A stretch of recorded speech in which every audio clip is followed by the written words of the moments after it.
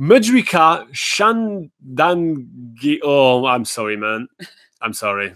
Medrika, we're going to stick with that. Medrika says on YouTube, I have 9 days between landing and departing from Auckland. I want to travel both the islands in these days. Can you please suggest the best way for me to do this? I come in February. All right, let's get started.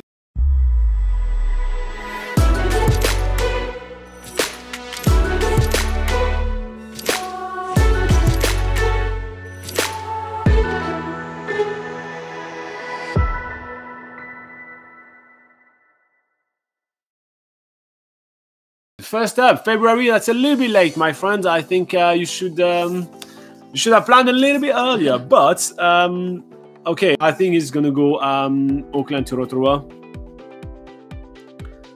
Rotorua Taupo, Taupo Napier. Taupo Napier. Yeah. Doing both islands. Yeah. Okay. Napier Wellington. And then Wellington Christchurch. Yeah, Wellington Christchurch.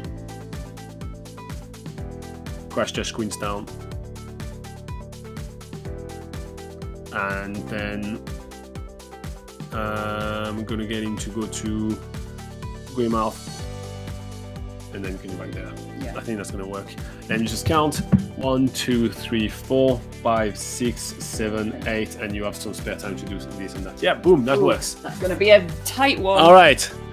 I think the first thing to just note here is that with only 9 days in New Zealand, trying to do both islands is going to be a really hectic and quite exhausting time. Yeah. You need to be okay with doing a lot of driving. Otherwise, I would suggest picking one island and sticking to it. Even if you are arriving in Auckland, if you only want to see the South Island, just take a flight to Christchurch and do a trip around there, and you'll get more time to actually really experience the South Island.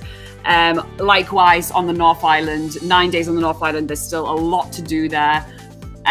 But yeah, since you have specified that you do want to do 2 islands, we'll do our best to try and give you an itinerary, but it is going to be a really tight one. To be fair, this one would be really easy to do with an intercity bus pass as well. So if you don't want to be driving and you want to take the bus, you can also do it that way. Yeah. All right, cool. So you're probably going to be arriving in Auckland. You said you're arriving in Auckland and you're going to be leaving from Auckland. So I will definitely do it that way. So you arrive in Auckland and then you make your way toward Rotorua.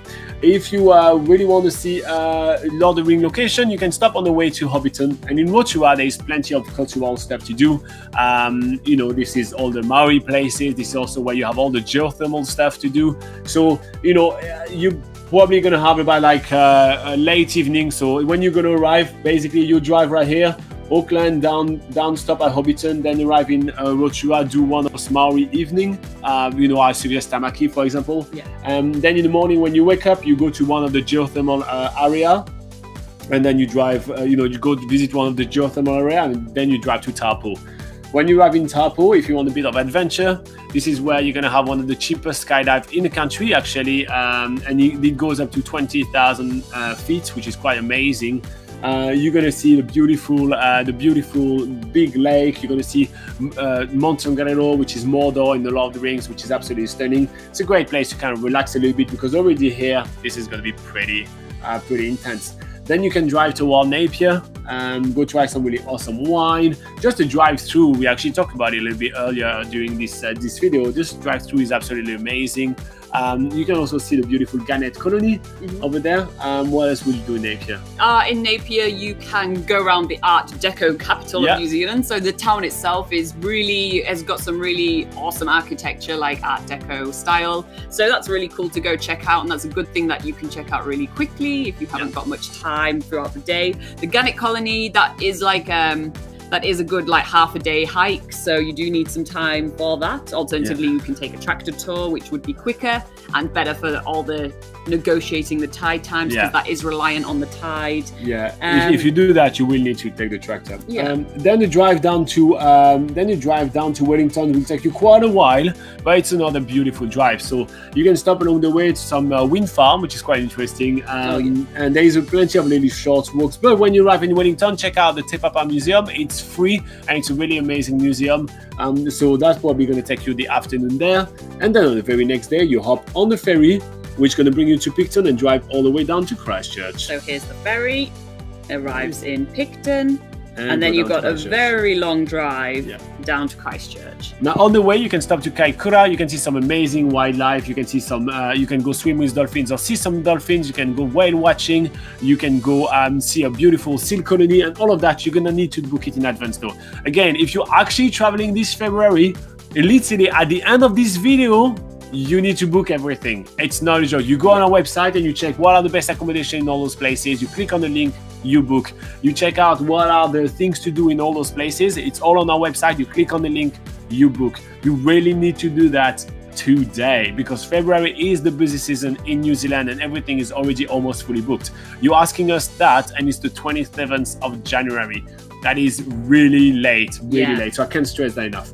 Okay, now you arrive in Christchurch. Honestly, with this long drive right now, you will have no time to do anything in Christchurch, but you're going to be spending the night there, and then you hop back on the car on the next day, and you do one of the most beautiful drive of the country. Now, throughout this drive right here, you will go to Mount Cook, which is New Zealand's tallest mountain. There is some really awesome things to do here. You can hop in the plane and do a Mount Cook 360, which flies around Mount Cook. You're going to see all the beautiful snowy capped southern Alps. It's absolutely stunning.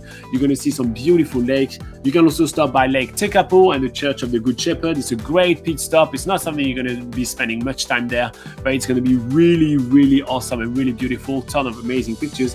And then you're going to arrive in Queenstown.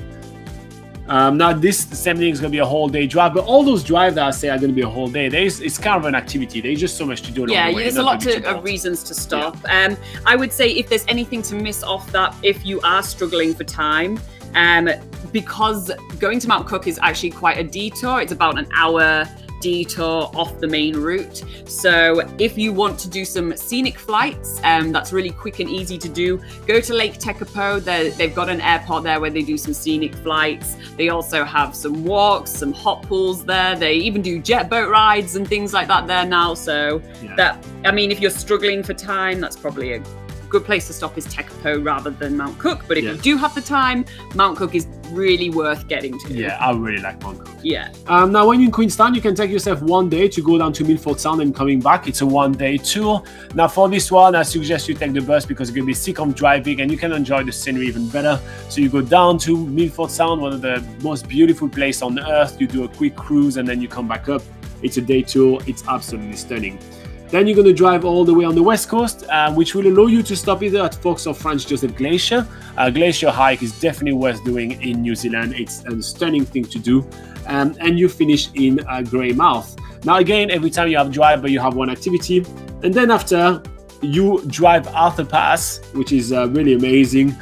One of the best drives in the world. Stunning, a lot of really amazing pit stop along the way, and you back in Christchurch. And then from Christchurch, you fly to Auckland, and then off you go. This is, in our opinion, the best way to do all of New Zealand in 8 to 10 days. So in between, there's some places you can cut. And that's our opinion on how to do it. But again, if you're planning on traveling in February, you're already too late, mate. So you really need to start booking it. Now, there is plenty of activities along the way. It's not going to be the cheapest thing to do, but every single time you have some of those activities, you can replace them with a hike. You can replace them with some free and cheap things to do. And the best place to get started to find where those things are is our website. So it's BackpackerGuide.NZ, and we have a whole category of free and cheap things to do in every single area. So definitely worth considering. Yeah.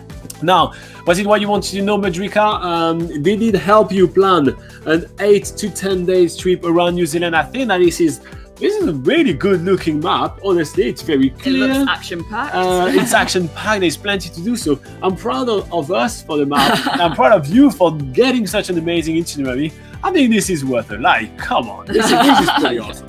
Anyway, so yeah. Right. So if you do have any questions, make sure you put them in the comment below. We're also going to put some links because we actually have a similar itinerary to that as an article on the website.